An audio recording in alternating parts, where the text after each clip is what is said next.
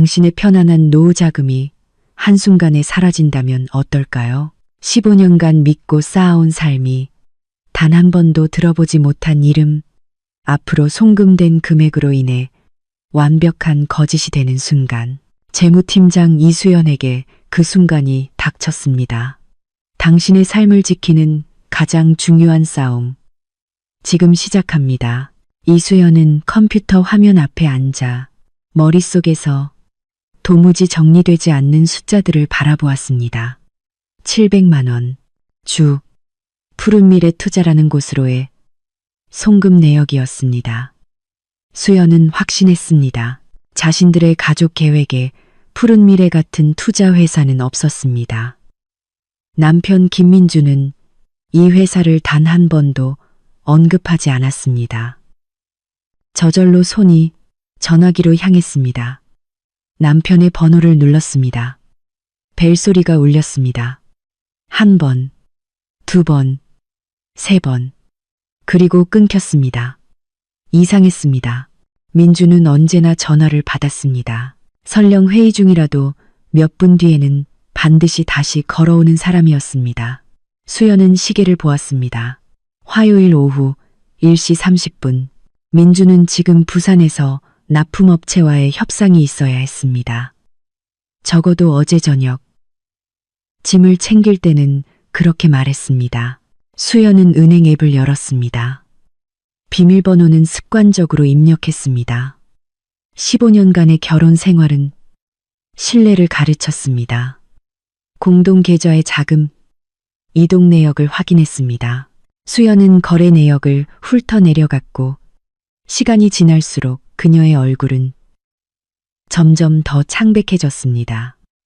700만 원 송금은 유일한 거래가 아니었습니다. 석 달 전에도 있었습니다.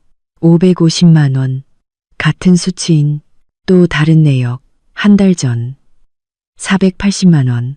수연은 암산으로 빠르게 계산했습니다. 그녀의 직업, 재무팀장 경력이 여실히 드러났습니다.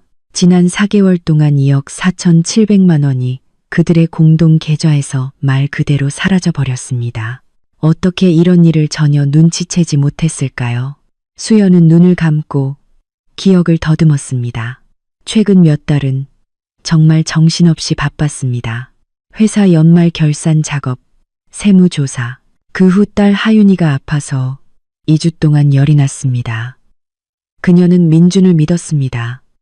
민준은 항상 이렇게 말했습니다. 당신은 회사 일만으로도 충분히 힘들어. 가정경제는 내가 알아서 할게. 수연은 그 말을 믿었습니다. 수연은 다시 남편에게 전화를 걸었습니다. 다시 벨소리, 다시 끊김. 무언가 단단히 잘못되었습니다. 그녀는 인터넷 창을 열고 검색창에 주 푸른미래 투자를 입력했습니다. 몇 번의 클릭 끝에 공개 정보가 나타났습니다.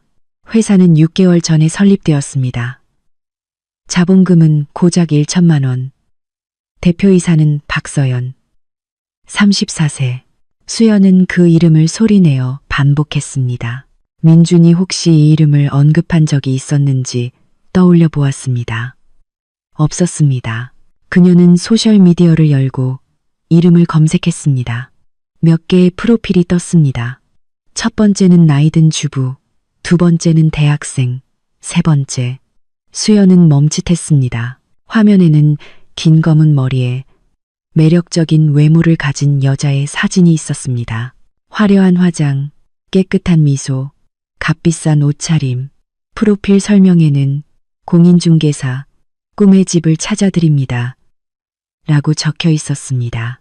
수연은 사진들을 훑어 내려갔습니다. 사무실 셀카, 고객 미팅, 회사 행사 사진. 그러다 갑자기 멈췄습니다. 수연은 사진 한 장을 확대했습니다. 회식 사진이었습니다. 배너의 로고를 알아보았습니다. 민준이 일하는 바로 그 유통회사의 로고였습니다. 서연은 샴페인 잔을 들고 직원들 그룹 속에 서 있었고 그 옆에는 약간 떨어져 있었지만 분명 같은 회사에 속한 듯한 민준, 그녀의 남편이 있었습니다. 심장이 빠르게 뛰기 시작했습니다. 수연은 더 내려갔습니다. 또 다른 회사 행사 사진. 다른 날짜였습니다. 서연과 민준이 더 가까이 서 있었습니다.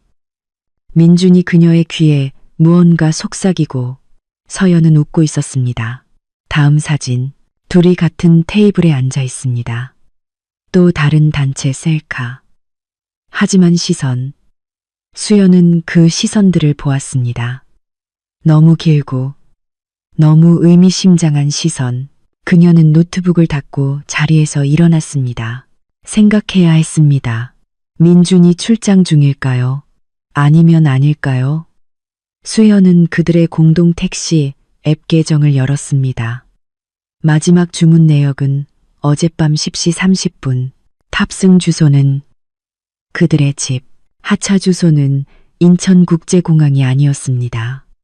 그가 말했던 그곳이 아니라 서울의 중심지 강남의 한 거리였습니다. 그는 아예 비행기를 타지 않았던 것입니다. 그는 서울에 있습니다. 그리고 전화를 받지 않습니다. 수연은 다시 컴퓨터 앞에 앉았습니다. 증거가 필요했습니다. 구체적인 무언가. 그녀는 안방으로 가서 옷장을 열고 민준의 노트북을 꺼냈습니다. 그는 출장 갈 때 태블릿만 있으면 된다며 이 노트북은 거의 가져가지 않았습니다. 전원을 켰습니다. 비밀번호는 그녀도 알고 있었습니다. 그들의 결혼기념일. 민준은 감상적인 사람이었습니다. 적어도 예전에는 그랬습니다. 바탕화면이 로딩되었습니다. 수연은 브라우저를 열었습니다. 검색 기록, 평범한 사이트들, 뉴스, 업무, 스포츠, 의심스러운 것은 없었습니다. 그녀는 막 노트북을 닫으려 할 때 화면 모퉁이에서 메신저 아이콘을 발견했습니다. 웹 버전. 민준은 종종 계정 로그아웃을 잊었습니다. 클릭, 눈앞에 대화창이 펼쳐졌습니다. 몇 달에 걸친 긴 대화. 첫 메시지는 7개월 전 3월로 거슬러 올라갔습니다. 민준, 구매 관련 상담 감사합니다. 큰 도움이 됐어요. 서연, 별 말씀을요. 언제든 궁금한 점은 물어보세요. 처음에는 업무적인 대화였습니다. 업무 질문, 서류, 납품업체 논의. 그러다 약 한 달 후 어조가 바뀌었습니다. 민준, 오늘 정장이 정말 멋지시네요. 항상 그렇게 우아하게 옷을 입으시네요. 서연, 감사합니다. 노력하고 있어요. 민준 씨도 항상 멋지세요. 수연은 속이 조여오는 것을 느꼈습니다. 그녀는 더 훑어내려갔습니다. 메시지는 점점 더 개인적으로 변했습니다. 칭찬, 농담, 암시, 그리고 마침내 민준 씨 생각을 멈출 수가 없어요. 나도 그래. 우리 어떻게 해야 할까요? 서연, 오늘 저녁에 만날까요? 민준, 응 와. 수연은 눈을 감았습니다. 노트북을 덮고 도망치고 본 모든 것을 잊고 싶었습니다. 하지만 그녀의 직업적 감각이 발동했습니다. 사실이 필요했습니다. 전체 그림이. 그녀는 눈을 뜨고 계속 읽었습니다. 지난 2달간의 대화는 완전히 다른, 업무적이지만 다른 종류의 내용이었습니다. 방 3개, 신축, 좋은 동네, 계약금 1억 5천, 서연, 좋아요. 저는 이미 회사 계좌로 돈을 옮겨놨어요. 일주일만 있으면 필요한 금액을 모을 수 있을 거예요. 민준, 그녀가 아무것도 눈치채지 못할 거라고 확신해. 서연, 확신해요. 수연 씨는 너무 바빠서 통장 내역도 안 봐요. 나를 완전히 믿고 있어요. 민준, 그럼 언제 말할 거야? 서연, 곧 아파트 계약부터 하고 그 다음에 이혼 소송을 낼 거예요. 재산 분할이 시작되기 전에 우리만의 공간을 만들고 싶어요. 민준, 난 정말 당신과 새 삶을 시작하고 싶어. 서연, 나도 그래, 자기야. 조금만 더 참아요. 수연은 미동도 없이 앉아 있었습니다. 머릿속으로 그림이 맞춰졌습니다. 왜도 그것은 분명했지만 단순한 불륜이 아니었습니다. 그것은 계획적이고 냉소적인 계획이었습니다. 민주는 그들의 공동 자금을 빼돌리고 내연녀 이름으로 아파트를 마련하고 이혼을 신청할 준비를 하고 있었습니다. 그리고 그녀, 이수연은 아무것도 모르는 채 남겨져야 했을 것입니다. 계좌조차 확인하지 않은 믿기만 하는 바보처럼 그녀는 계속 읽었습니다. 메시지는 점점 더 노골적으로 변했습니다. 나 별장 담보로 대출받았어. 3억. 그걸로 아파트 대출금은 충분할 거야. 민준, 별장이 당신 이름으로만 되어 있는 거 확실해? 서연, 응. 수연 씨는 내가 내 이름으로만 해놓은 거 몰라. 공동명의라고 생각하고 있어. 민준, 당신은 천재야. 서연, 그냥 미리 대비하는 거지. 수연은 일어서서 방을 서성였습니다. 별장, 8년 전 그들이 함께 샀던 바로 그 별장. 그녀는 계약금을 마련하기 위해 자신의 모든 저축액을 털어넣었습니다. 민주는 공동명의로 할 거라고 말했지만 그녀는 그를 믿었기에 서류조차 확인하지 않았습니다. 그냥 믿었습니다. 그리고 이제 그 별장은 내연녀의 새 삶을 위해 받은 대출금의 담보물이 된 것입니다. 또 얼마나 많은 것이 있을까요? 수연은 노트북으로 돌아왔습니다. 끝까지 파헤쳐야 했습니다. 그녀는 문서 폴더를 열었습니다. 계약서, 영수증, 은행 거래 내역. 드디어 발견했습니다. 대출 계약서, 3억 원, 연구 %, 기간 5년, 담보는 경기도 외곽 별장, 계약 날짜는 2달 전. 수연은 빠르게 계산했습니다. 서연의 회사 계좌로 빼돌려진 2억 4,700만 원, 그리고 별장 담보 대출 3억 원, 총 5억 4,700만 원입니다. 이것은 그들의 모든 저축액과 빚이었습니다. 이 모든 돈이 민준과 그의 내연녀의 새 삶을 위해 사용된 것입니다. 그녀는 민준의 이메일을 열었습니다. 은행에서 온 이메일, 대출 승인 통보. 또 다른 이메일, 부동산 중개소에서 온 아파트 예약 메일. 방 3개, 80인 제도, 분당의 신축 아파트, 가격 7억 8천만 원, 계약금 1억 5천만 원, 나머지는 대출. 수연은 스크린샷을 찍었습니다. 대화 내역, 문서, 이메일, 필요한 모든 것을 USB에 저장했습니다. 그리고 다시 클라우드에 이중으로 저장했습니다. 위험을 감수할 수 없었습니다. 증거는 어떤 경우에도 남아 있어야 했습니다. 시계를 보았습니다. 오후 4시 30분. 하윤이가 1시간 뒤면 학교에서 돌아올 것입니다. 딸에게 이런 모습을 보여줄 수는 없었습니다. 정신을 차려야 했습니다. 수연은 찬물로 세수하고 안정제를 마시고 거울을 보았습니다. 37세, 나이에 비해 괜찮은 모습입니다. 날씬하고 단정한 모습, 직장, 가족, 집, 모든 것이 제자리에 있었습니다. 아니, 그렇게 보였습니다. 휴대폰이 울렸습니다. 민준의 메시지였습니다. 미안. 협상 중이었어. 무음으로 해놨었네. 잘 지내? 수연은 화면을 바라보았습니다. 그에게 하고 싶은 말을 모두 쏟아내고 싶었습니다. 하지만 안 됩니다. 아직은 이릅니다. 먼저 계획이 필요했습니다. 괜찮아. 언제 돌아와? 그녀는 보냈습니다. 모레 저녁. 너무 보고 싶어. 그녀는 휴대폰을 내려놓았습니다. 모레. 그녀에게는 이틀이 있습니다. 모든 것을 계획하고 행동할 이틀. 수연은 휴대폰을 꺼내 친구에게 전화를 걸었습니다. 지수는 법률회사 비서로 일하고 있었습니다. 좋은 변호사를 추천해줄 사람이 있다면 바로 지수일 것입니다. 여보세요? 지수야. 나 수연인데 잠깐 이야기할 수 있어? 당연하지. 무슨 일이야? 목소리가 이상하다. 나 변호사가 필요해. 실력 있는 가사 전문 변호사. 급하게. 심각한 일이야. 이혼, 그리고 아마도 사기. 수화기 너머로 잠시 침묵이 흘렀습니다. 지금 당장 우리 집으로 와. 하윤이는 내가 학교에서 데리고 올게. 우리 딸들이랑 같이 숙제한다고 하면 돼. 너 지금 얘기해야 해. 고마워, 지수야. 수연은 옷을 입고 USB와 서류가 든 가방을 들었습니다. 나가기 전에 다시 한번 아파트를 둘러보았습니다. 강서에 있는 이 3칸짜리 아파트는 결혼 전에 그녀의 돈으로 산 것이었습니다. 민주는 이곳에 주소만 등록되어 있을 뿐입니다. 적어도 이 아파트는 그녀의 것이 될 것입니다. 아주 작은 위안이었습니다. 지수의 집에서 그녀는 2시간을 보냈습니다.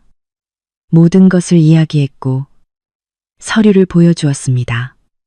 친구는 들으면서 고개를 젓고 때로는 짧은 탄식을 내뱉었습니다. 저런 정말 악랄한 사람이야. 내 남편 민준이. 나도 그렇게 생각했어. 15년 동안. 들어봐. 너 정말 변호사가 필요해. 그것도 실력 있는 변호사. 우리 회사에 정은영 변호사님이 있어. 가사사건 전문이지. 강단 있지만 공정하신 분이야. 그분이 널 도와줄 수 있을 거야. 내일 아침으로 약속 잡아볼까? 잡아줘. 수연은 늦은 저녁에 집에 돌아왔습니다.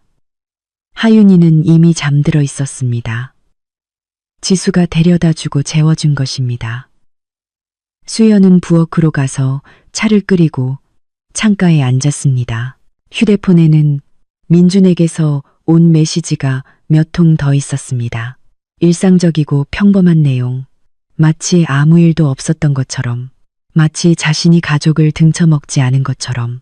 마치 내연녀를 위해 아내를 버릴 계획을 세우지 않은 것처럼. 아침에 수연은 하윤이를 학교에 데려다주고 변호사 사무실로 향했습니다. 정은영 변호사는 작지만 깔끔한 사무실에서 그녀를 맞이했습니다. 50대 중반의 여성, 흰 머리, 단정한 정장, 날카로운 눈빛. 말씀하세요. 그녀는 수첩을 펼치며 말했습니다. 수연은 모든 것을 이야기하고 모든 서류, 스크린샷, 거래 내역을 보여주었습니다. 변호사는 침묵 속에서 들었고 가끔 메모만 했습니다. 알겠습니다. 마침내 그녀가 입을 열었습니다. 상황은 불쾌하지만 절망적이지 않습니다. 첫째, 의뢰인께서는 공동 계좌의 공동 예금주이므로 거래를 차단할 권리가 있습니다. 둘째, 의뢰인의 동의 없는 자금 인출은 민법상 위반입니다. 셋째, 돈이 위장회사로 송금되었다면 이는 사기죄로 간주될 수 있습니다. 경찰에 신고할 근거가 충분합니다. 제가 무엇을 해야 할까요? 첫째, 오늘 당장 은행에 가서 모든 공동 계좌를 정지시키십시오. 공동 예금주로서 권리가 있습니다. 둘째, 사기성 거래에 대한 신고서를 제출하십시오. 은행은 조사가 진행되는 동안 계좌를 동결할 것입니다. 셋째, 아파트 관련 서류를 모두 모으십시오. 결혼 전에 의뢰인의 자금으로 구입했으므로 재산 분할 대상이 아닙니다. 넷째, 내일 당장 이혼 및 재산 분할 소송을 신청합니다. 그리고 다섯째, 경찰에 사기죄로 신고합니다. 별장은요? 별장은 담보로 잡혀 있습니다. 대출이 의뢰인의 동의 없이 사기 목적으로 이루어졌음을 입증할 수 있다면 계약을 무효화할 수 있지만 이것은 더 복잡합니다. 시간과 확실한 증거 기반이 필요합니다. 제게 대화 내역이 있습니다. 거기에 모든 것이 쓰여 있습니다. 정 변호사는 희미하게 미소 지었습니다. 그렇다면 승산이 매우 높습니다. 은행으로 가십시오. 오늘 중으로 계좌를 정지시키고 내일 오십시오. 신청서를 작성하겠습니다. 수연은 명확한 행동 계획을 가지고 사무실을 나섰습니다. 두려움은 사라지고 차가운 결단력이 그 자리를 대신했습니다. 민주는 그녀가 아무것도 눈치채지 못할 순진한 주부라고 생각했습니다. 그는 오선했습니다. 은행에서 그녀는 즉시 안내를 받았습니다. 담당자는 상황을 듣고 서류를 요청했습니다. 고객님은 모든 계좌의 공동 예금주이시며 거래를 차단할 완전한 권리가 있습니다. 하지만 남편분께서 불만을 가질 수도 있다는 점을 알고 계십니까? 알고 있습니다. 좋습니다. 정지 처리를 진행하겠습니다. 또한 의심스러운 거래에 대한 신고서도 작성하실 수 있습니다. 저희가 내부 조사를 진행하겠습니다. 작성하겠습니다. 1시간 후 모든 공동 계좌가 정지되었습니다. 총 잔액은 약 4천만 원이었습니다. 민준의 모든 송금 이후 남은 금액이었지만 그래도 무언가는 건진 것입니다. 수연은 은행을 나섰습니다. 오후 2시 30분이었습니다. 민준은 내일 저녁에 돌아올 예정이었지만 카드를 사용하려는 즉시 계좌 정지 사실을 알게 될 것입니다. 그녀의 예상은 틀리지 않았습니다. 2시간 후 휴대폰이 쉴 새 없이 울렸습니다. 민준에게서 온 전화였습니다. 1통, 2통, 3통, 4통. 수연은 받지 않았습니다. 괴로워하게 둡시다. 더 이상 모든 것이 그의 통제하에 있지 않다는 것을 깨닫게 합시다. 마침내 그녀는 5번째 전화에 응답했습니다. 네, 그녀의 목소리는 침착했습니다. 네가 무슨 짓을 저질렀는지 알아? 이 지독한 여자야? 누가 내게 계좌를 정지시킬 권리를 줬어? 수화기 너머로 남편이 신경질적으로 소리쳤습니다. 수연은 옅게 웃었습니다. 그는 그녀가 이미 모든 것을 파헤쳤다는 사실을 꿈에도 상상하지 못했을 것입니다. 내연녀와 그녀 뒤에서 저질렀던 모든 더러운 짓들을. 하지만 이것은 그의 느리고 고통스러운 종말의 시작일 뿐이었습니다. 민준 씨, 나 서연에 대해 알고 있어. 돈에 대해, 아파트에 대해, 모든 것에 대해. 수화기 너머로 침묵이 흘렀습니다. 그리고 흐트러진 숨소리. 무슨 서연, 무슨 소리 하는 거야? 완전히 미쳤어. 그만둬. 당신들 대화 내역 봤어. 서류도 봤어. 별장 담보 대출에 대해서도 알아. 주푸른 미래 투자에 대해서도 알아. 전부 다 알아. 또 다른 침묵. 수연은 그가 힘겹게 숨쉬는 소리를 들었습니다. 수연아, 들어봐. 그건 내가 생각하는 게 아니야. 정말? 그럼 내가 뭘 생각하는 건데? 민준 씨? 당신이 가족 돈 5억 4,700만 원을 빼돌려 내연녀 아파트를 사주고 있다는 거? 아파트 계약만 하면 이혼 소송을 낼 계획이었다는 거? 나를 15년 동안 속여왔다는 거? 내가 뭘 생각하는 걸까? 이 모든 건 서연 때문이야. 그녀가 나를 끌어들였어. 난 그러고 싶지 않았어. 물론이지. 그녀가 당신에게 강요했겠지.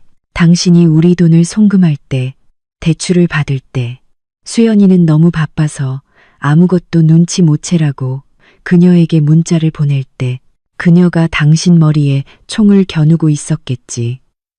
수연아, 부탁이야. 제대로 얘기 좀 하자. 내가 지금 갈게. 다 설명할게. 그럴 필요 없어. 원래 계획대로 모레 와. 나는 이혼 소송과 사기죄로 경찰 신고를 할 거야. 너 감히 그럴 수 없어. 해보면 알겠지. 수연은 전화를 끊었습니다. 손은 떨렸지만 내면은 놀랍도록 또렷했습니다. 그녀는 첫 발을 내디뎠고 돌아갈 길은 없었습니다.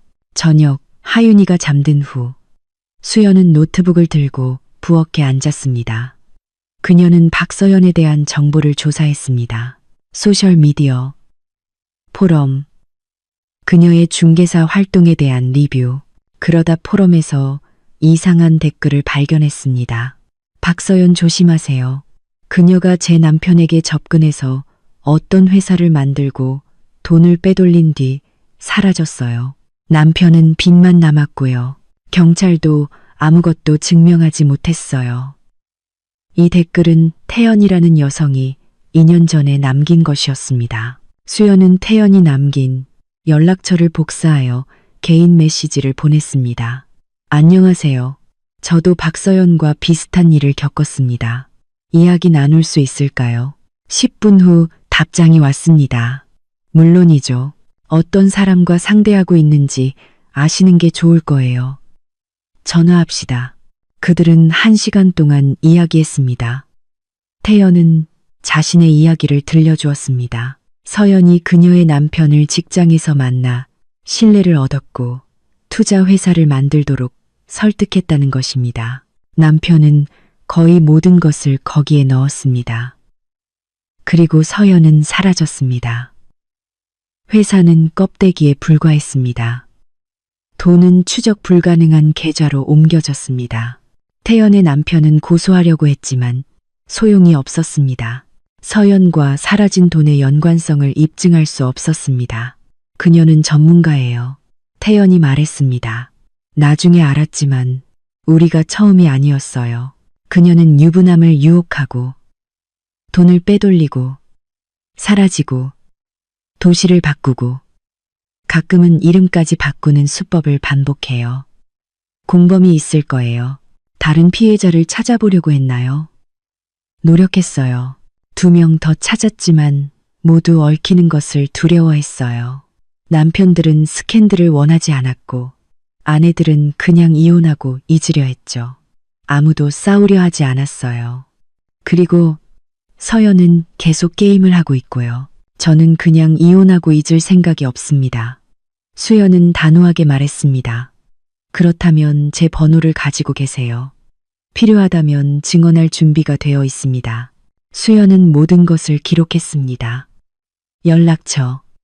이제 그녀의 사건은 단순한 배우자 외도가 아니었습니다. 그것은 연쇄 사기범의 소행이었습니다. 그리고 그것은 민준뿐만 아니라 서연도 처벌받게 할 수 있다는 의미였습니다. 다음 날 수연은 다시 변호사에게 갔습니다. 태연과의 대화를 이야기했습니다. 정 변호사는 골똘히 생각했습니다. 이것은 상황을 바꿉니다. 박서연이 연쇄 사기범이라면 이것은 단순한 가족 문제가 아니라 형사 사건입니다. 경찰에 연락하여 모든 자료를 넘겨야 합니다. 다른 피해자를 더 찾으면 사건은 큰 반향을 일으킬 수 있습니다. 준비되어 있습니다. 그들은 경찰에 제출할 진술서를 작성했습니다. 모든 사실을 명시하고 증거 자료를 첨부했습니다. 수연은 서류에 서명했습니다. 이제 기다리는 일만 남았습니다. 민주는 다음 날 저녁에 돌아왔습니다. 수연은 복도에서 그를 맞이했습니다. 그는 지쳐 보였고 내가 정말 계좌를 정지시켰어. 그가 처음 한 말이었습니다. 응, 너 내가 이제 택시비도 못 낸다는 거 알아? 돈을 빌려야 했어. 안 됐네. 수연아, 너 정말 큰 실수하는 거야. 앉아서 제대로 얘기 좀 하자. 얘기할 건 없어. 나는 이혼 소송과 경찰 신고를 했어. 민준의 얼굴이 하얗게 질렸습니다. 경찰 신고? 뭘로? 사기죄, 배우자 동의 없는 자금 인출, 현금화를 위한 위장 회사 이용. 이 정도면 충분하다고 생각해. 너는 그렇게 간단하게 못해. 할 수 있어. 아주 잘할 수 있지. 이 아파트에서 나가. 이건 내 거야. 결혼 전에 내가 산 거라고. 나 여기서 15년 살았어. 내 문제는 아니야. 짐 싸서 나가. 아니면 경찰 부를까? 민주는 그녀를 처음 보는 것처럼 바라보았습니다. 미쳤어? 아니, 그냥 이제야 제대로 본 거야. 그는 돌아섰고 안방으로 향했습니다. 30분 후 가방을 들고 나왔습니다. 넌 후회하게 될 거야. 아니, 후회 안 할 거야. 문이 닫혔습니다. 수연은 혼자 남아 소파에 앉았습니다. 하윤이는 지수 집에 가 있었습니다. 친구가 아이가 싸우는 모습을 보지 않도록 하룻밤 맡아준 것입니다. 그리고 지금 텅 빈 아파트의 침묵 속에서 수연은 갑자기 안도감이 아닌 이상한 공허함을 느꼈습니다. 15년을 낯선 사람으로 밝혀진 사람과 함께 살았습니다. 배신하고 도둑질하고 버릴 계획을 세웠던 사람. 그리고 그녀는 언제부터 모든 것이 잘못되었는지조차 눈치채지 못했습니다. 휴대폰이 울렸습니다. 모르는 번호로부터 온 메시지였습니다. 안녕하세요. 저는 박서연에 대한 포럼 게시물을 보았습니다. 저도 비슷한 이야기가 있어요. 이야기 나눌 수 있을까요? 수연은 화면을 바라보았습니다. 또 다른 피해자였습니다. 태연의 말이 맞았습니다. 박서연은 우연한 내연녀가 아니었습니다. 그녀는 전문 사기꾼이었습니다. 물론이죠. 전화 주십시오. 수연은 답장했습니다. 앞으로는 길고 험난한 싸움이 기다리고 있었습니다. 재판, 조사, 스캔들. 하지만 수연은 준비가 되어 있었습니다. 그녀는 더 이상 순진하고 잘 믿는 아내가 아니었습니다. 그녀는 투사였고 끝까지 싸울 작정이었습니다. 그 여성의 이름은 마린이었습니다. 그녀는 김해에 살았습니다. 이야기는 거의 동일했습니다. 직장에서의 만남, 로맨스, 위장회사를 통한 자금 인출, 서연의 잠적. 다만 그곳에서는 그녀의 이름이 정하나였습니다. 같은 외모, 같은 수법, 같은 계획. 제 남편이 3억을 잃었어요. 마린이 말했습니다. 대출받고 차를 팔았어요. 그녀는 부동산에 투자하겠다고 약속했지만 그냥 사라졌어요.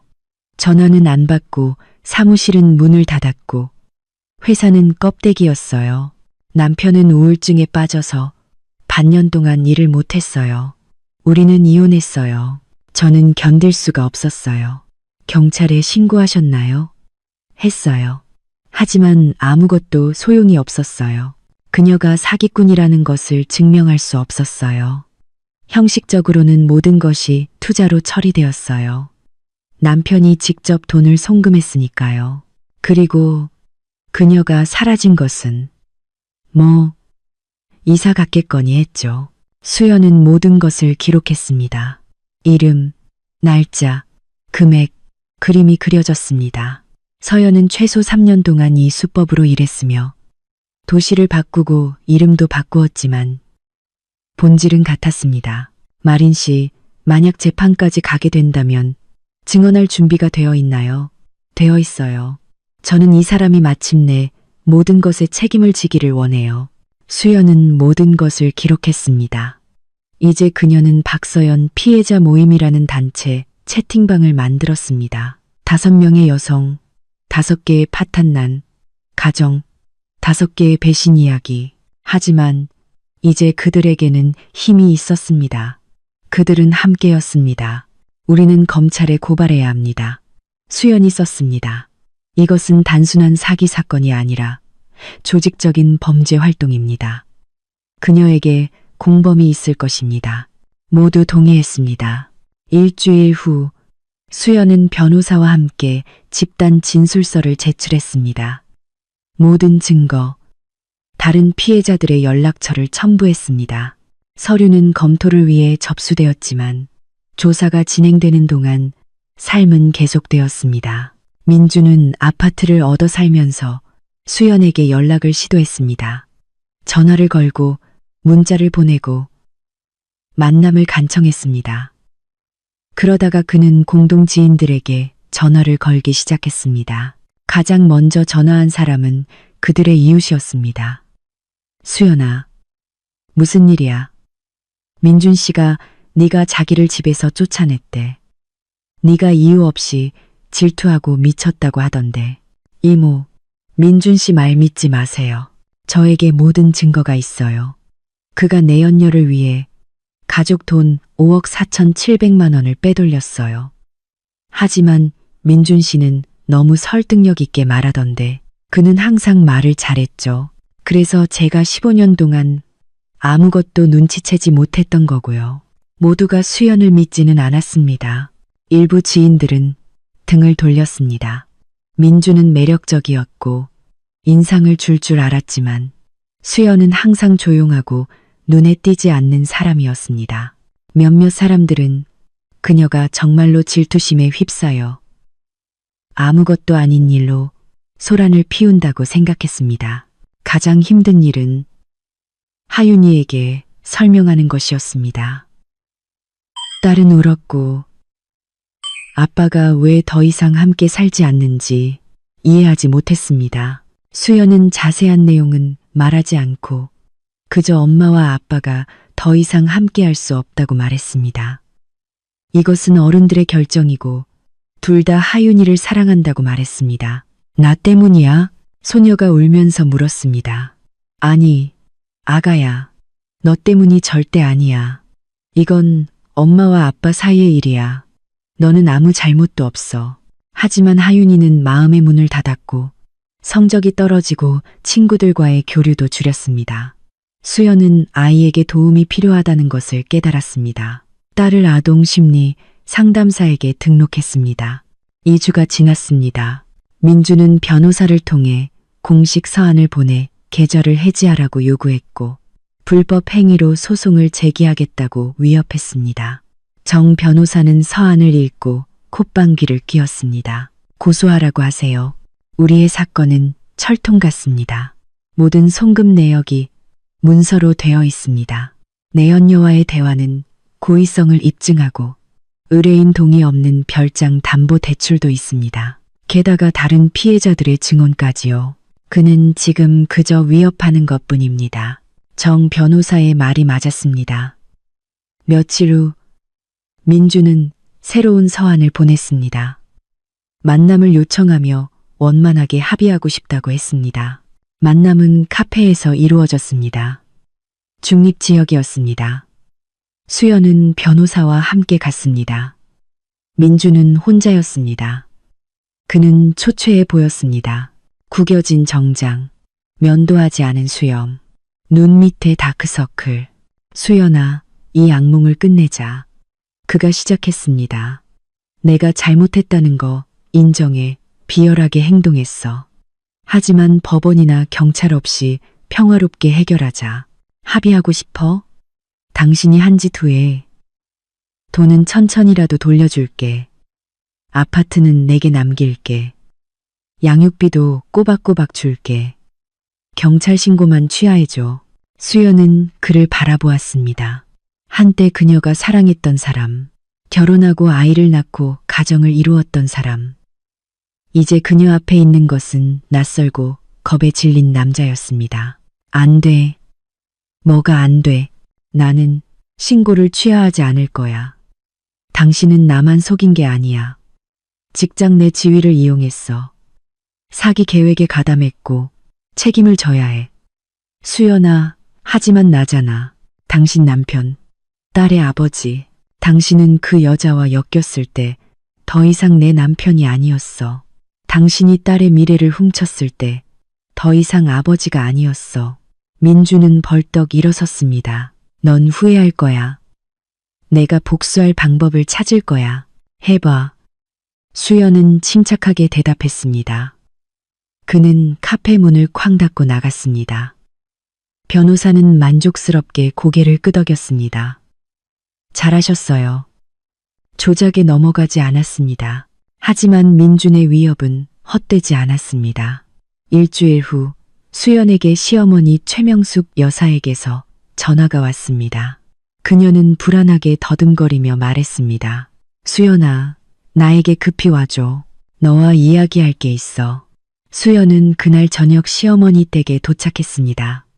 시어머니는 매우 속상해 보였습니다. 테이블 위에는 서류 뭉치가 놓여 있었습니다. 민준이가 어제 왔었어. 그녀가 말했습니다. 서류를 가져와서 서명해 달라고 했지. 세금 문제라며 어떤 혜택 때문에 잠깐 내 아파트를 자기 이름으로 돌려야 한다고 했어. 나는 서명했지. 나는 항상 아들을 믿었으니까. 수연은 서류를 집어들고 훑어보았습니다. 증여 계약서였습니다. 시어머니가 그녀의 아파트를 민준에게 증여한 것입니다. 어머니, 이게 무슨 뜻인지 아세요? 처음엔 몰랐지. 그런데 친구가 내가 속은 거라고 말하더구나. 이제 아파트가 내 것이 아니라고. 내가 법무사에게 찾아가 물어봤어. 그가 확인해 주더구나. 거래는 합법적이라고. 아파트는 이제 민준이 거라고. 수연은 주먹을 쥐었습니다. 민준은 자신의 어머니를 이용했습니다.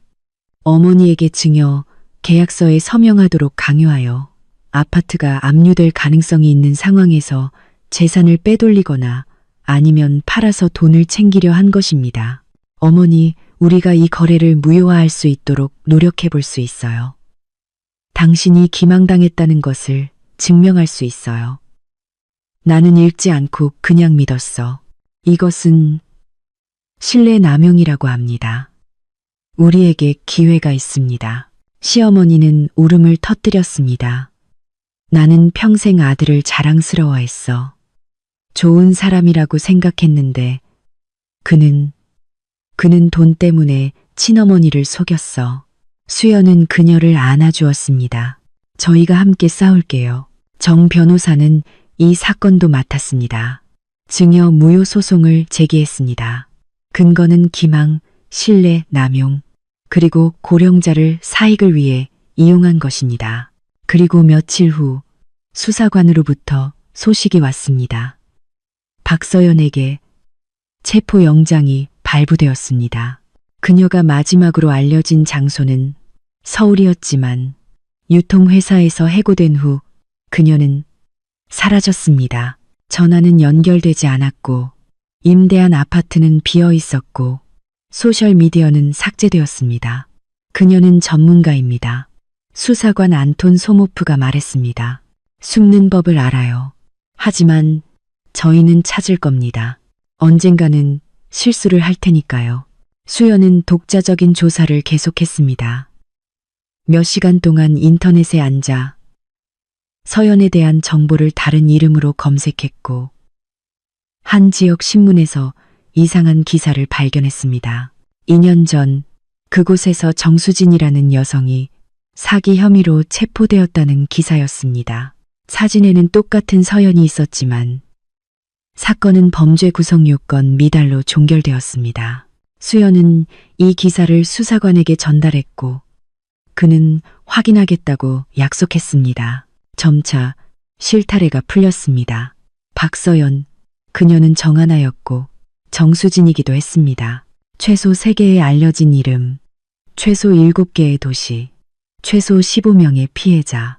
집에서는 삶이 평소처럼 흘러갔습니다. 하윤이는 점차 회복하고 있었습니다. 심리 상담사가 도움이 되었습니다. 딸은 더 자주 웃기 시작했고 공부도 다시 열심히 했습니다. 아버지와는 2주에 한 번씩 만났습니다. 민주는 와서 딸을 2시간 정도 데리고 나갔습니다. 수연은 방해하지 않았습니다. 어찌되었든 그는 하윤이의 아버지였습니다. 직장에서도 변화가 있었습니다. 수연은 상사에게 자신의 상황을 이야기했습니다. 자세한 내용은 생략하고 그저 이혼 과정에서 어려운 시기를 겪고 있다고 설명했습니다. 경영진은 이해심을 보였습니다. 심지어 필요하다면 회사 변호사의 도움을 제안하기도 했습니다. 하지만 가장 예상치 못한 일은 민준과 헤어진 지 한 달 후에 일어났습니다. 수연에게 이현우가 연락했습니다. 한때 민준의 부패 증거 서류를 제공했던 바로 그 직장 동료였습니다. 수연 씨, 이야기 좀 나눌 수 있을까요? 그들은 같은 카페에서 만났습니다. 현우는 진지해 보였습니다. 제가 민준 씨와 서연 씨에 대해 좀 더 알게 되었어요. 제가 생각했던 것보다 더 심각합니다. 뭐가요? 민준 씨는 뇌물수수뿐만 아니라 직장 내 지위를 이용했습니다. 허위 구매를 하고 가격을 부풀렸습니다. 그 차액이 위장회사 계좌로 흘러갔는데 그 중 하나가 바로 푸른 미래 투자였습니다. 서연은 단순한 내연녀가 아니라 그의 공범이었어요. 그들은 함께 일했습니다. 수연은 오싹했습니다. 그러니까 그는 피해자가 아니었다는 건가요? 아닙니다. 그는 이 계획의 적극적인 가담자였습니다. 아마도 그들은 이런 식으로 일한 것이 처음이 아닐 겁니다. 다만 이번에는 옛 삶을 정리하고 새 여자, 새 돈으로 새 삶을 시작할 때가 되었다고 판단했을 뿐이죠. 증거가 있나요? 있습니다. 회사 내부 감사에서 5억이 넘는 금액의 위반 사항을 발견했습니다. 민준 씨는 직무에서 정직되었고 현재 직장 조사가 진행 중입니다. 곧 자료가 경찰에 넘어갈 겁니다. 현우는 잠시 침묵했습니다. 가까운 사람에게 배신당하는 것이 어떤 기분인지 알기 때문입니다. 제 아내는 3년 전에 떠났고 가져갈 수 있는 모든 것을 가져갔습니다. 저는 수연 씨가 겪는 일을 이해하고 돕고 싶습니다. 수연은 그를 바라보았습니다. 현우는 민준보다 몇 살 많았습니다. 차분하고 사려 깊은 남자였습니다. 그들은 회사 행사에서 몇 번 만났지만 제대로 대화한 적은 없었습니다. 고마워요. 지금 저에게 정말 지지가 필요해요. 그들은 1시간 넘게 이야기했습니다. 민준에 대한 이야기뿐만 아니라 3, 1, 미래 계획에 대해서도 이야기했습니다. 수연은 오랫동안 처음으로 두려움 없이 숨김없이 누군가와 터놓고 이야기할 수 있다는 것을 느꼈습니다. 필요한 것이 있으면 전화하세요. 현우가 헤어질 때 말했습니다. 저는 언제든지 도울 준비가 되어 있습니다. 그리고 이틀 후 충격적인 소식이 전해졌습니다. 수사관이 전화해서 알렸습니다. 박서연이 제주공항에서 터키로 출국하려다 체포되었습니다. 그녀에게 3개의 다른 이름으로 된 위조 신분증이 있었습니다. 수사관 소모프가 말했습니다. 계좌에는 약 8억 원이 있습니다. 현재 압수수색 중이며 서류를 압수하고 있습니다. 그녀는 이미 진술하고 있습니다. 뭐라고 말하나요? 아직은 부인하고 있습니다. 하지만 이제 막 시작했습니다. 곧 밝혀낼 겁니다. 수연은 채팅방의 여성들에게 연락했습니다. 모두 기뻐했습니다. 마침내 사기꾼이 붙잡혔습니다. 마침내 정의가 실현될 것입니다. 하지만 기쁨이 가라앉자 수연은 이것이 단지 시작일 뿐이라는 것을 깨달았습니다. 앞으로는 신문, 재판, 감정이 기다리고 있었습니다. 각 사건에 대해 서연의 유죄를 입증해야 했습니다. 그것은 시간과 신경, 그리고 힘이 필요한 일이었습니다. 민주는 서연의 체포 소식을 가장 먼저 알았습니다. 그는 직접 수연에게 전화했습니다. 목소리는 이상했습니다. 두려움이 섞여 있었고 화도 나 있었습니다. 만족해? 이제 그녀가 감옥에 있어. 저는 정의가 실현되어야 한다고 생각해요. 그녀가 나를 이용한 거야. 알겠어? 나는 그냥 사랑에 빠진 것뿐인데 그녀가. 그만해, 민준 씨. 나는 진실을 알고 있어. 현우 씨가 말해줬어. 당신들은 함께 일했어. 당신은 피해자가 아니라 공범이었어.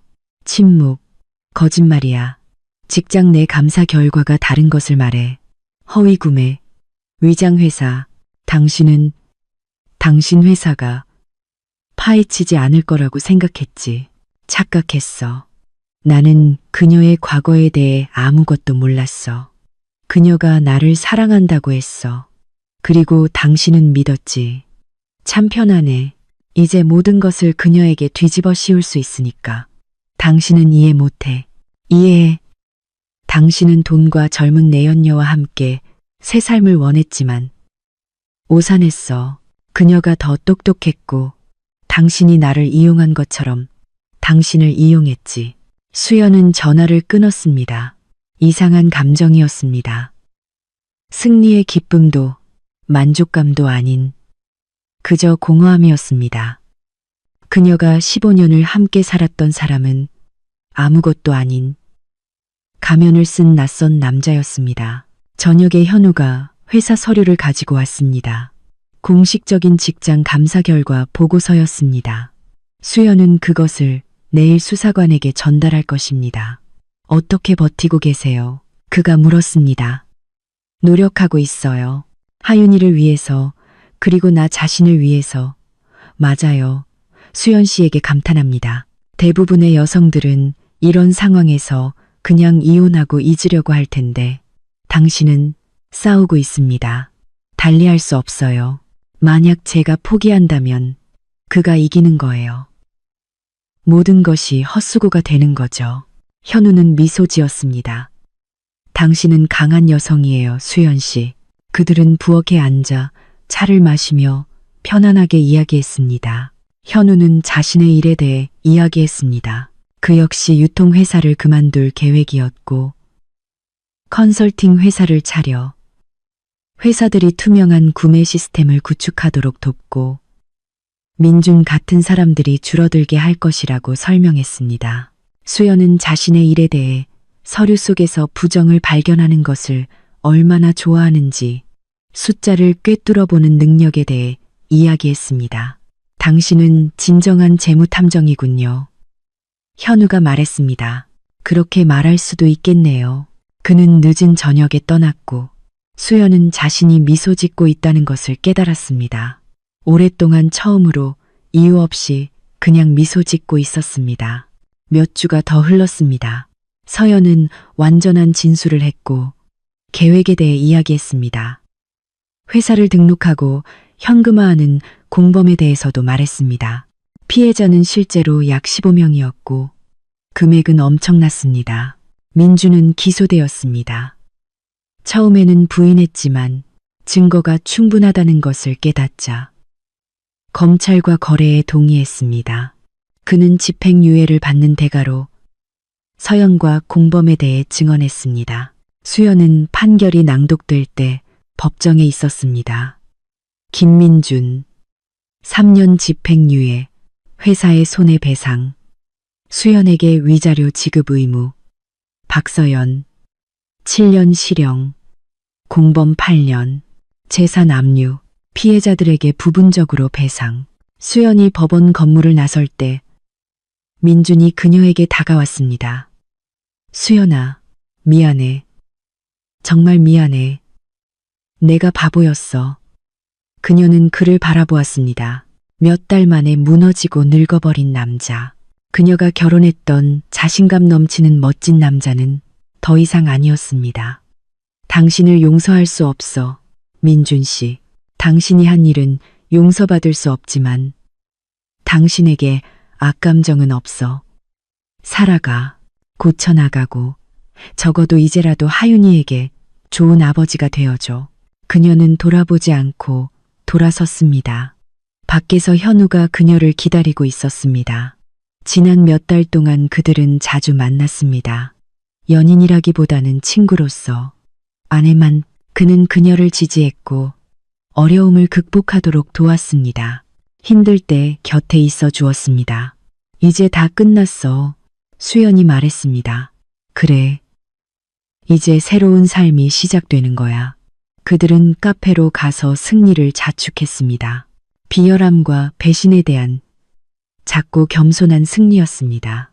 수연은 재판 후 삶이 그렇게 빨리 바뀔 것이라고 예상하지 못했습니다. 불과 일주일 후 그녀에게 대형 회계법인 미래감사에서 전화가 왔습니다. 재무관리본부장 자리를 제안했습니다. 저희는 고객님의 사건에 대해 들었습니다. 인사 담당자 박 과장이 말했습니다. 고객님께서 어떻게 사기 계획을 밝혀내고 증거를 모으고 다른 피해자를 찾아내고 사건을 재판까지 끌고 갔는지에 대해서요. 저희에게는 그런 전문가가 필요합니다. 숨겨진 것을 볼 줄 아는 사람. 하지만 저는 재무팀장이지 회계사가 아닌데요. 바로 그렇기 때문에 저희에게 필요합니다. 고객님은 회계가 내부에서 어떻게 작동하는지 알고 어디서 위반 사항을 찾아야 하는지 압니다. 그리고 가장 중요한 것은 당신은 끈기가 있다는 것입니다. 포기하지 않으시죠. 급여는 현재 직장의 3배였습니다. 게다가 복지, 교육, 성장 전망까지. 수연은 생각할 시간을 요청했지만 이미 마음속으로는 답을 알고 있었습니다. 저녁에 하윤이와 의논했습니다. 엄마, 해낼 수 있을까요? 새로운 직장, 새로운 사람들이잖아요. 해낼 수 있어.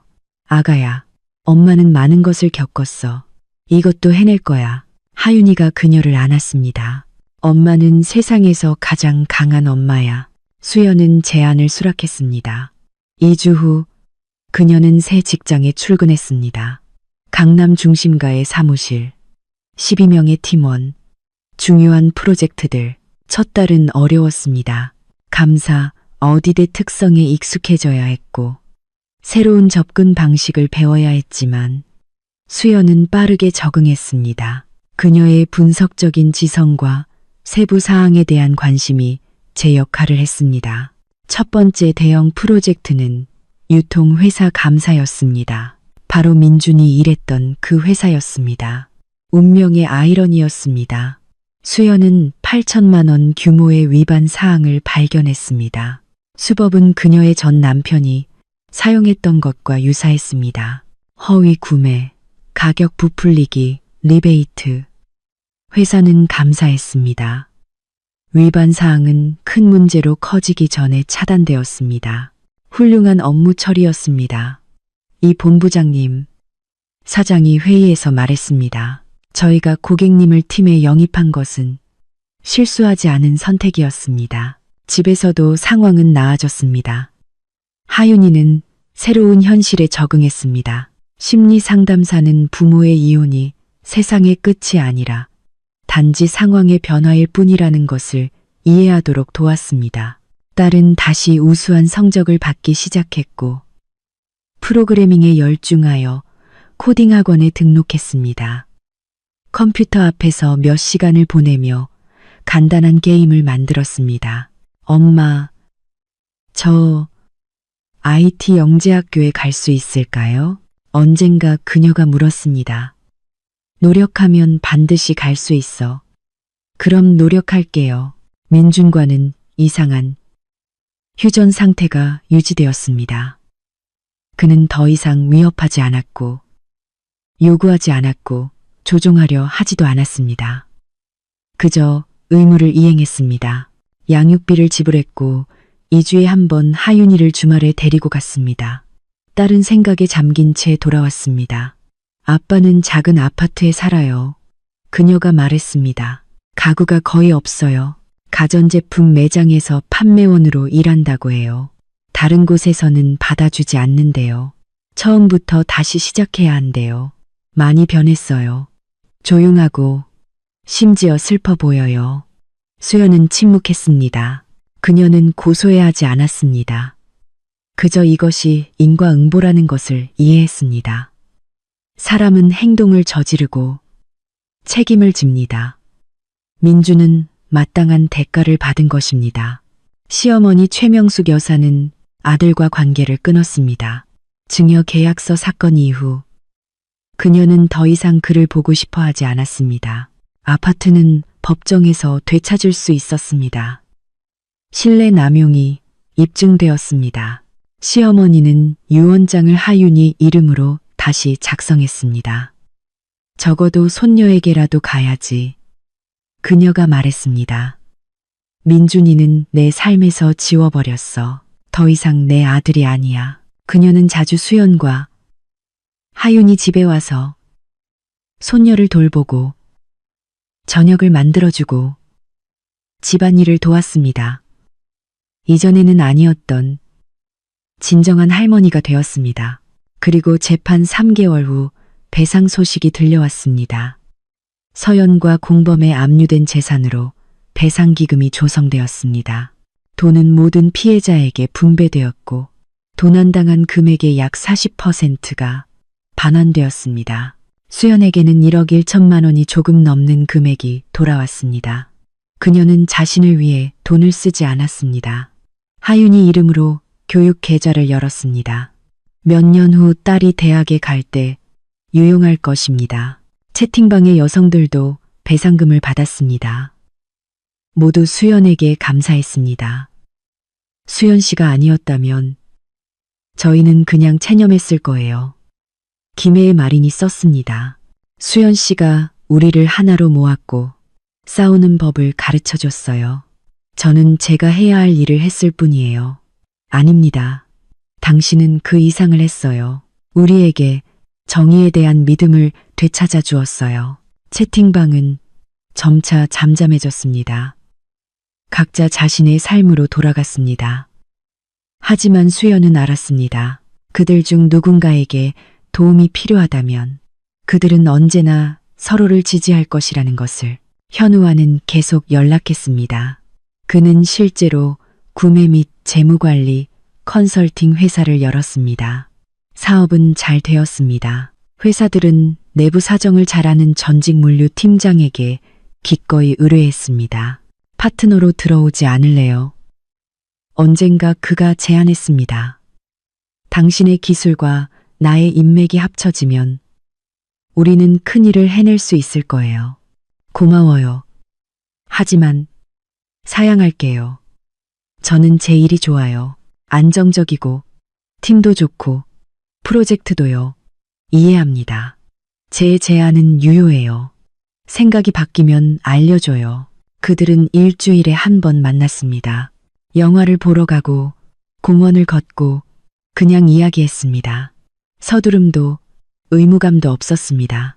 그저 함께 있는 것이 편안한 두 어른이었습니다. 새로운 연애에 대해 생각해 본 적 없어요. 현우가 어느 날 저녁 물었습니다. 생각은 해봤어요. 하지만 아직 준비가 안 된 것 같아요. 제 자신을 정리하고 회복할 시간이 필요해요. 이해합니다. 저도 서두르지 않아요. 이혼 후 사람들을 다시 믿기까지 2년이 걸렸어요. 그럼 우리는 그냥 친구로 지내는 거예요. 친구로 지내다가 나중에 봅시다. 6개월이 흘렀습니다. 수연은 승진하여 본부 차장이 되었고 대형 산업 지주회사의 감사 프로젝트를 이끌었습니다. 성공적으로 완료했고 위반 사항을 발견했으며 회사가 투명한 회계 시스템을 구축하도록 도왔습니다. 보너스와 감사패를 받았습니다. 하윤이는 IT 영재학교에 입학했습니다. 입학 시험을 우수한 성적으로 통과했습니다.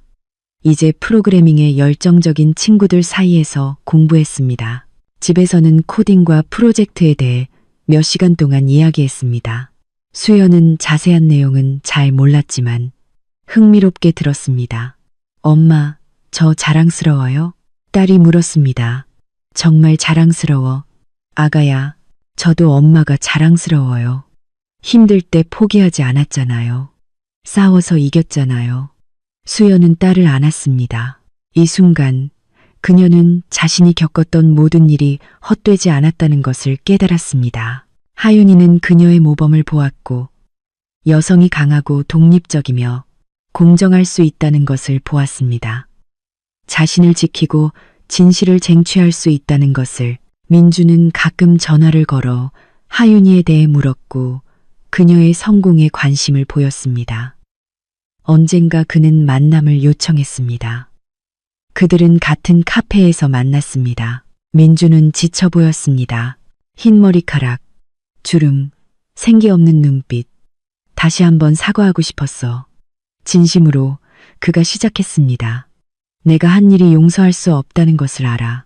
가족을 파괴했고 당신을 배신했고 딸의 미래를 훔쳤지. 나는 이기적인 쓰레기였어. 수연은 침묵했습니다. 이 몇 달이 나에게 많은 것을 가르쳐줬어. 나는 모든 것을 잃었어. 직장, 평판, 돈, 가족. 밑바닥부터 다시 시작했고 내가 얼마나 많은 것을 가졌었고 얼마나 어리석게 모든 것을 잃었는지 깨달았어. 나에게 왜 이런 이야기를 하는 거야? 당신이 알았으면 해서야. 나는 진심으로 후회해. 돌아와 달라고도 용서해 달라고도 하지 않아. 그냥 당신이 알아줬으면 해. 수연은 그를 바라보았습니다. 민준 씨, 나는 당신에게 증오심도 고소한 감정도 없어. 그냥 아무 감정도 없어. 당신은 이제 나에게 낯선 사람이야. 내 딸의 아버지일 뿐. 그 이상은 아니야. 당신은 선택을 했고 그 결과를 받은 거야. 그것을 안고 살아가. 알겠어. 하윤이에게는 좋은 아빠가 되어줘. 적어도 그것만은 제대로 해줘. 약속할게. 그들은 작별 인사를 했습니다. 수연은 이런 대화는 더 이상 없을 것이라는 것을 알았습니다. 이것이 종점이었습니다. 최종적이고 돌이킬 수 없는 현우와의 관계는 천천히 하지만 확실하게 발전했습니다. 그들의 첫 만남 이후 8개월이 지났을 때 그들은 이것이 단순한 우정이 아니라는 것을 깨달았습니다. 그들 사이에는 신뢰, 존중, 따뜻함, 그 이상의 무언가가 있었습니다. 시도해볼 준비가 되었어요. 수연이 말했습니다. 서두르지 않고 압박 없이 새로운 관계를 시작할 준비가요. 그냥 함께해요. 그냥 함께 합시다.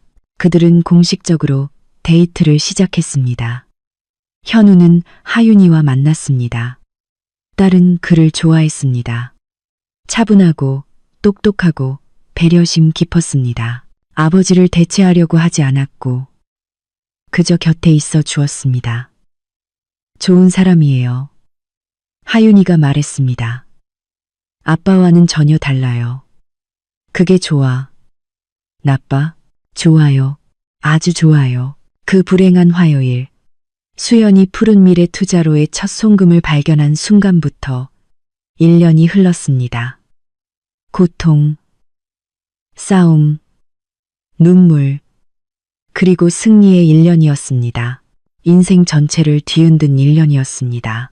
수연은 새 아파트의 발코니에 서 있었습니다. 네, 새 아파트였습니다. 그녀는 오래된 아파트를 팔았습니다. 너무 많은 기억이 깃들어 있었습니다.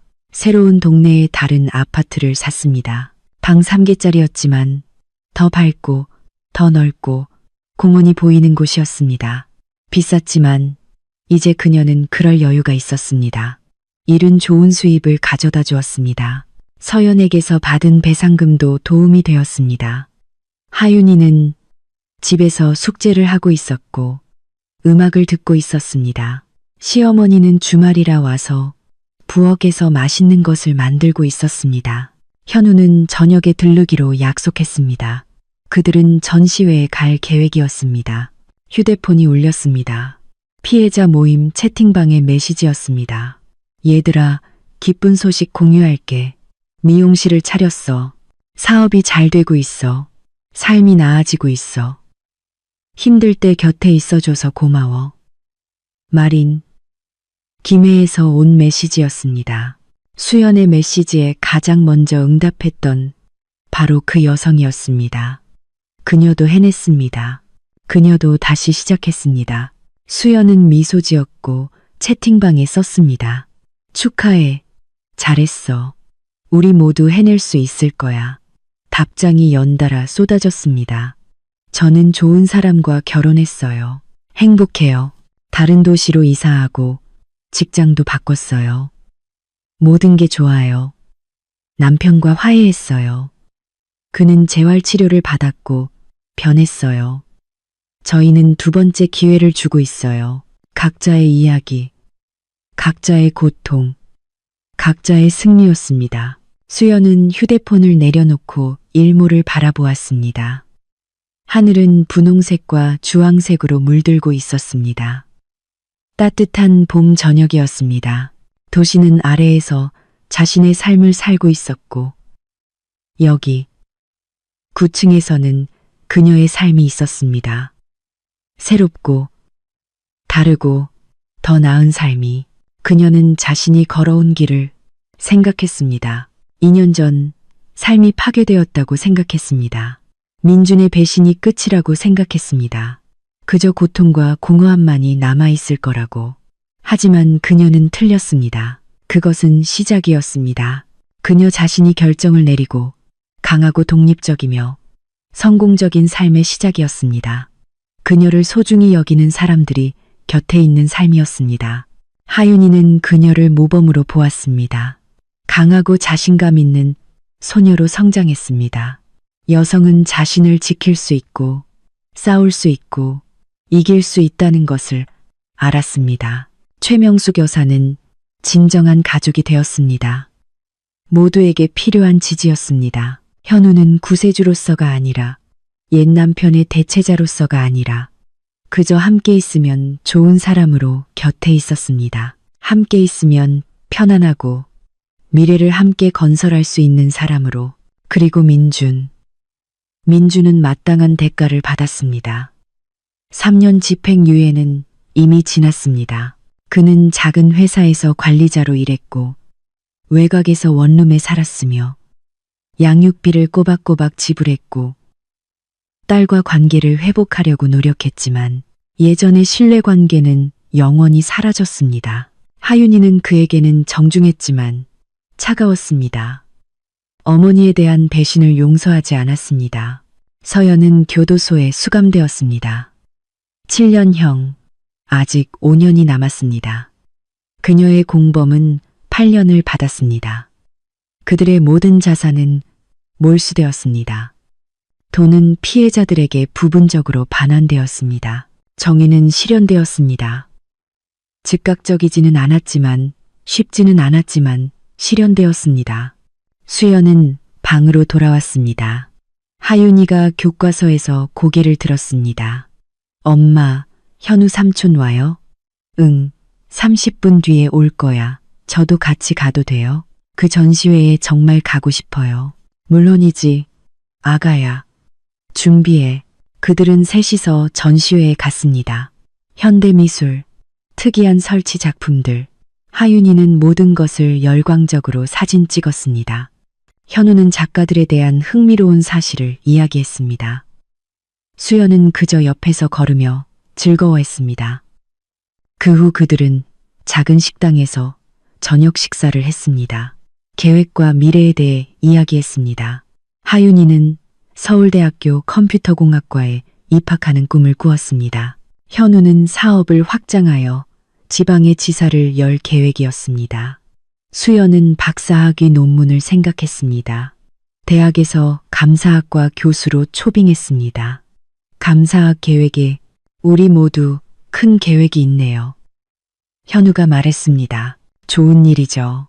그것은 우리가 살고 있다는 뜻이니까요. 수연이 대답했습니다. 진짜로 살고 있다는 뜻이에요. 저녁에 하윤이가 잠든 후 수연은 다시 발코니로 나갔습니다. 현우가 그녀의 어깨를 감싸 안았습니다. 무슨 생각해? 모든 것이 얼마나 변했는지요. 2년 전 저는 다른 사람이었어요. 잘 믿고 순진하고 의존적이었죠. 민준 없이는 살 수 없을 거라고, 혼자서는 감당할 수 없을 거라고 생각했어요. 그리고 지금은요. 이제는 어떤 일이라도 감당할 수 있다는 것을 알아요. 배신이 끝이 아니라 시작이 될 수도 있다는 것을요. 당신은 놀라운 여성이에요, 수연 씨. 그냥 저 자신을 지키는 법을 배웠을 뿐이에요. 아니오라고 말하는 법을 배웠고 싸우는 법을 배웠어요. 그들은 서로를 안고 서서 도시를 바라보았습니다. 아래에서 불빛이 깜빡였습니다. 그곳 어딘가에 수백만 명의 사람들이 각자의 이야기, 승리와 패배를 안고 살고 있었습니다. 그리고 여기, 이 발코니에는 그녀의 이야기가 있었습니다. 포기하지 않고, 복수가 아닌 정의를 위해, 자신을 위해, 딸을 위해 싸우고 이긴 여성의 이야기였습니다. 수연은 더 이상 미래를 두려워하지 않았습니다. 더 이상 외로움을 두려워하지 않았고, 더 이상 배신을 두려워하지 않았습니다. 그녀는 자신이 감당할 수 있다는 것을 알았기 때문입니다. 언제나 감당할 수 있을 것입니다. 곁에는 그녀를 자랑스러워하는 딸이 있었고, 그녀를 존중하는 남자가 있었습니다. 만족을 주는 일이 있었고, 그녀 스스로 만들어낸 삶이 있었습니다. 그리고 그것은 좋은 삶이었습니다. 정직하고 밝고 진실된 삶이었습니다.